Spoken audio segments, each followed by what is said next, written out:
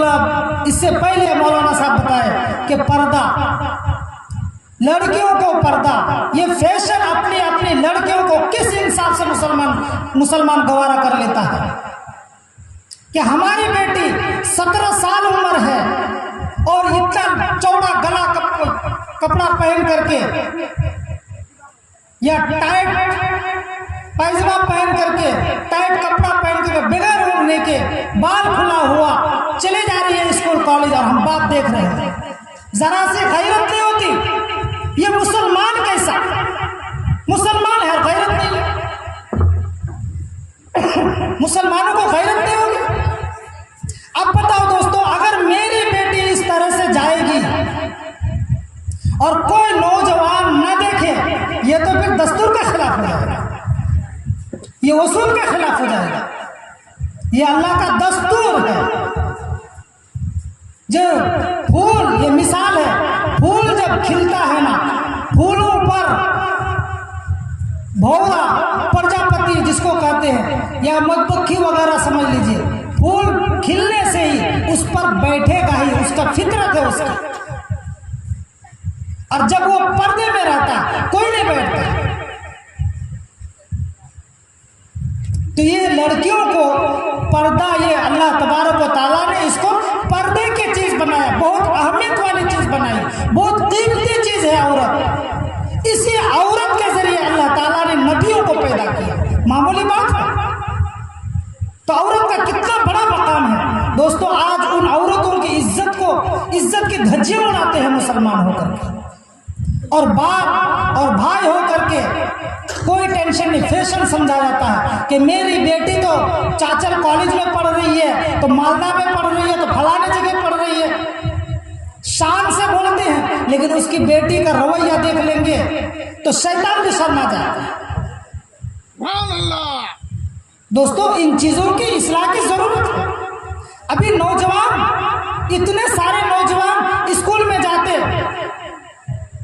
अब चचेरी बहन है, फुफेरी बहन है, बाप हम गार्जियन है और हम कहते हैं कि बेटी तुम चचेरे भाई के साथ चले जाओ। मेरी बेटी की उम्र 17 साल, मेरा भतीजा की उम्र 18-19 साल, और कह रहे साथ में चले जाओ। शरीयत से पूछो जा करके, उलमा से पूछो, क्या शरीयत इजाजत देती है? कतई नहीं देती है। ये अपने सगे चचेरा भाई के साथ जाने के लिए शरीयत इजाजत नहीं देती है, तो गैरों के मोटरसाइकिल पर चढ़ के जाने की किसने इजाजत दी है? ये मुआशरे की बिगाड़ नहीं है। और बूढ़े लोग भी किसी गैर औरत को अपनी गाड़ी में ना चढ़ाए, ये बात याद रखें, जायज नहीं है।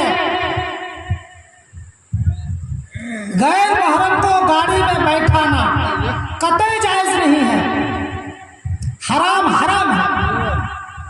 और हमदर्दी दिखाने की भी जरूरत नहीं है। अगर कोई समझ ले अधड़ उम्र की 32, 33 साल या 34 साल उम्र की औरत है, 2 बच्ची है, नौजवान है, अच्छी खासी देखने में है, और वो कह रहे हैं क्या मौलाना साहब आप अपनी गाड़ी में बैठा लीजिए, हमको बागमारा छोड़ दीजिएगा। अगर नहीं बैठा है तो कहेंगे क्या, हम सोचे नहीं बैठाऊंगा तो क्या कहेंगे, अरे मौलाना होकर के ये लोग नहीं बैठाते, किसी की मुसीबत नहीं समझते।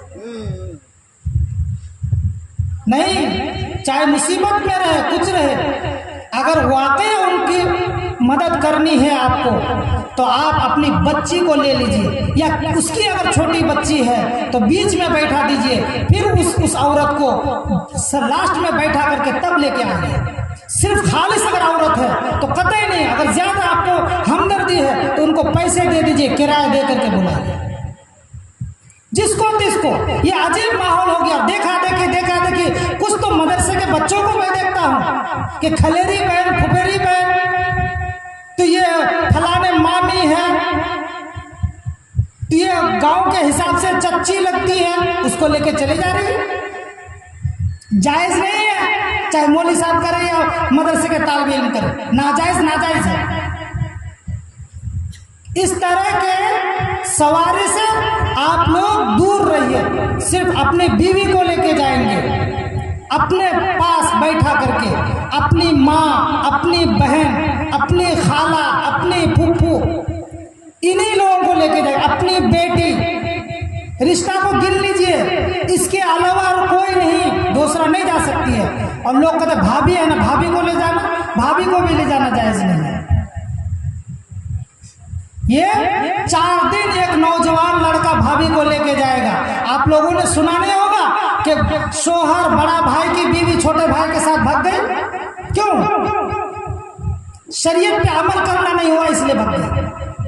वो भाई देवर भाभी को लेके जाएगा डॉक्टर के पास, देवर भाभी को लेके जा रहा बैंक में, देवर भाभी को लेके जा रहा है स्कूल में। अरे हर दिन जाएगा। अरे वो तो वैसी चीजें अल्लाह ताला ने बनाया जो इंसान बहकेगा। लेकिन हम लोग क्या करते हैं? अरे अपने मन से, कोई आलिम ने नहीं बताया, अपने मन मानी मसला बताते हैं, किसी की मदद करनी चाहिए। वाह, कोई आलिम लोग ऐसे भी मुझे पूछने लगे कि नाजिम साहब एक मसला बताइए हमें, क्या कि एक कोई अगर बहुत ज्यादा परेशान हो, मेरे लिए बहुत ज्यादा परेशान हो, नहीं किसी के दिल में तो तकलीफ नहीं देनी चाहिए। हमने कहा नहीं देनी चाहिए। कि एक जो है मुझे वो बार बार फोन कर रही है, बुला रही है, मैं वहां जाऊं या ना जाऊं, अगर ना जाऊं तो उनके दिल में तकलीफ होगी, उसका दिल टूट जाएगा। हम कहा वाह भाई वाह, तुम बहुत नेक आदमी हो, किसी का दिल नहीं तोड़ते। सोचने वाली बात है, वाह, किसी का दिल नहीं तोड़ते हैं। तो वही तुमको मिला, उसका दिल टूट जाए तो तुमको क्या जहन्नम में दे देगा अल्लाह ताला। और इधर माँ बाप का जो दिल तोड़ते हो, अवाम का जो दिल तोड़ते हो, भाई का दिल तोड़ते हो, इसका कोई ख्याल नहीं। सिर्फ वही उसका दिल नहीं टूटना चाहिए। तो दोस्तों, ये माहौल में, मुआशरे में बुराई इसीलिए पैदा हो रही है। तो असल चीज जो है ये लड़का और लड़की, मियाँ बीवी, ये सब का मेन बुनियादी जड़ जो है क्या? बेपर्दगी। हर एक को पर्दा कराओ। किसी के गैर महरम से कोई किसी को बात करने की इजाजत नहीं है, शरीयत इजाजत नहीं देती है। अब शरीयत के मुताबिक हम लोग अगर चलेंगे तो इंशाअल्लाह अजीज पूरे गांव में साल साल गुजर जाएगा, कभी जिना नहीं होगा। और बेटियों को, माओं को, बीवियों को समझाना पड़ेगा, ज्यादती नहीं करनी पड़ेगी। ये जो दिल्ली जाते हैं लोग, ये भी हम उलमा से कहेंगे, ये भी एक बहुत बुरी बीमारी है। दिल्ली जाते बेचारे, गुर्बत है, लोग ऐसे नहीं जाते दिल्ली में, दिल्ली पंजाब वगैरह वगैरह परेशानी में जाते हैं, गुर्बत सता रही है, चले जाते हैं। लेकिन दोस्तों, कभी हम लोगों ने पूछा कि मौलाना साहब मेरी बीवी जवान है, मैं दिल्ली जा रहा हूँ, 2 साल बाद आऊँगा, इसका क्या मसला है, क्या करूँ, या साल भर के बाद आना होगा, मैं गरीब आदमी, मेहनत तो करनी है। पूछिए मौलाना साहब को, आपको मसला बताएंगे। क्या आपकी बीवी क्या इजाजत दे रही है? वाकई आपकी गुर्बत को समझ करके वो अपने आप को अगर बर्दाश्त करके आप अमानतदारी के साथ, दयानतदारी के साथ वो रह सकती है अगर साल भर, तो आप साल भर बेफिक्र नहीं है। और अगर नहीं रह सकती हो, अगर कह दे कि नहीं तुमको आना है तो आना होगा, अगर नहीं आएंगे तो गुनाहगार होंगे आप, ये ज्यादती की है। तो एक चीज से जो है बुराई नहीं फैली है, बुराई दोनों तरफ से फैली है।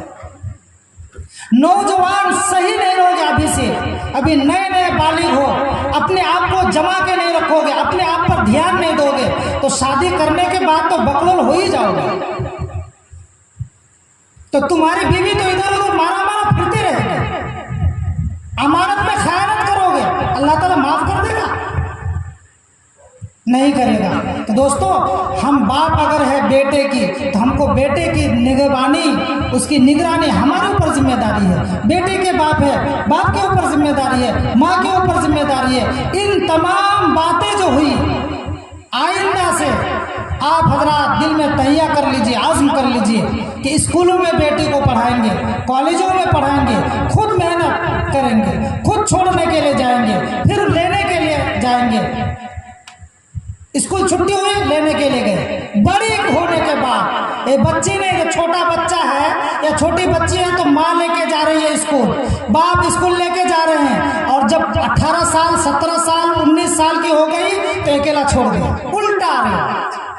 अरे जब बच्चा था तो किसी के शादी भेज दे तो कोई प्रॉब्लम नहीं, निगरानी की जरूरत तो जब पड़ती है जब उसकी उम्र 18-19 साल हो जाती है, और हम लोग उल्टा करते हैं।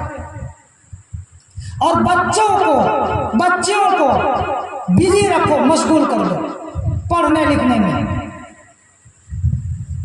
उसके पास इतना काम हो लिखने का, पढ़ने का, जो अपने काम करते करते उसका समय बीत जाए, उसका वक्त खत्म हो जाए, जो किसी से खुराफात बकने का टाइम ही ना मिले, मोबाइल करने का टाइम ही ना मिले, और मोबाइल से भी दूर रखो। जब तक बच्ची की शादी नहीं होती उसके हाथ में मोबाइल दो मत, हराम समझो।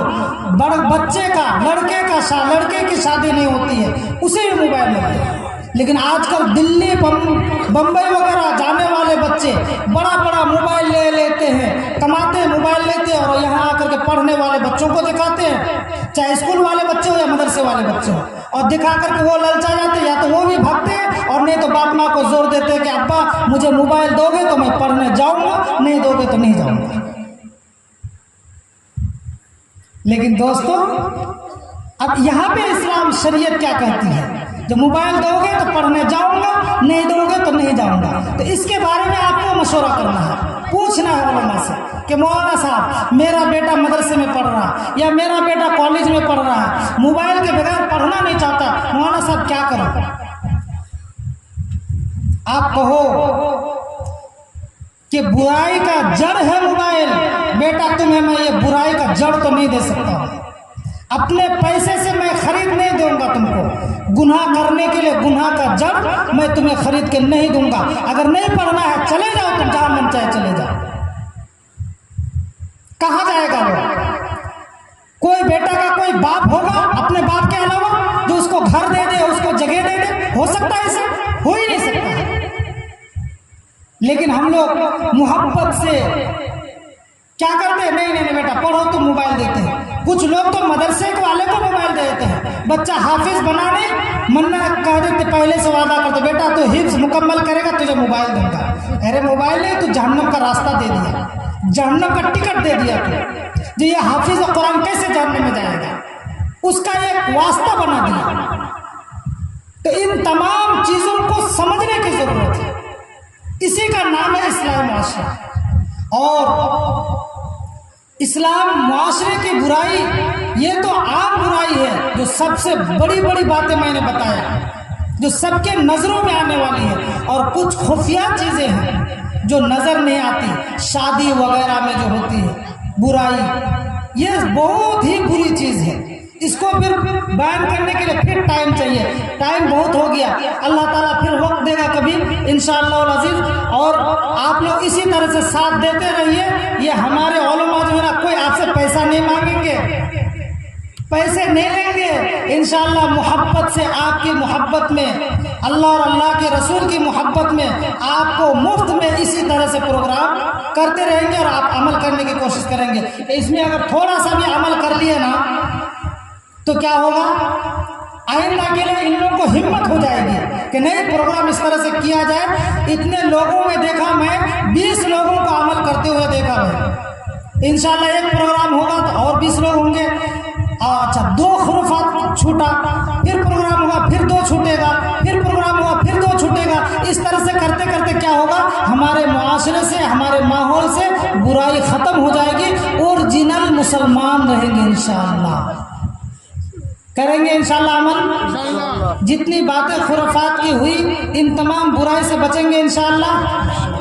आप लोग वादा कीजिए तो इंशाअल्लाह फुल कोशिश करूंगा, और अपने बच्चियों के लिए जिस तरह से बताया गया उस तरह से बच्चों का निगरान करूंगा इंशाअल्लाह। और हर वो काम उलमा से पूछूंगा, और अल्लाह ताला की शुक्रिया अदा करूंगा कि अल्लाह तेरा अरबों खरबों शुक्र है कि तूने हमारे इलाके के, हमारे भाई बिरादर के अंदर आलिम दिया, उनकी कदर कीजिए। और नहीं तो दोस्तों, ऐसा हो सकता है कि नाकदरी करने से फिर हमारे नस्ल से ही आलिम को गायब कर देगा, फिर दूसरी नस्ल में इल्म चला जाएगा। इल्म भी मुंतकिल होता है, एक जगह से दूसरे जगह चला जाता है। जिस जगह पे नाकदरी होने लगती है तो इल्म मुंतकिल हो जाता है। इस घर में इल्म वाला पैदा किया, उसकी नाकदरी होने लगी, दूसरे घर को मुंतकिल कर दिया, दूसरे घर में आलिम पैदा होंगे, आपके घर में खत्म हो गया सिलसिला। इसलिए दोस्तों, जिन जिन घरों में आलिम है, जिन जिन घरों में हाफिज है, शुक्रिया अदा कीजिए और उन लोगों की कदर कर लीजिए।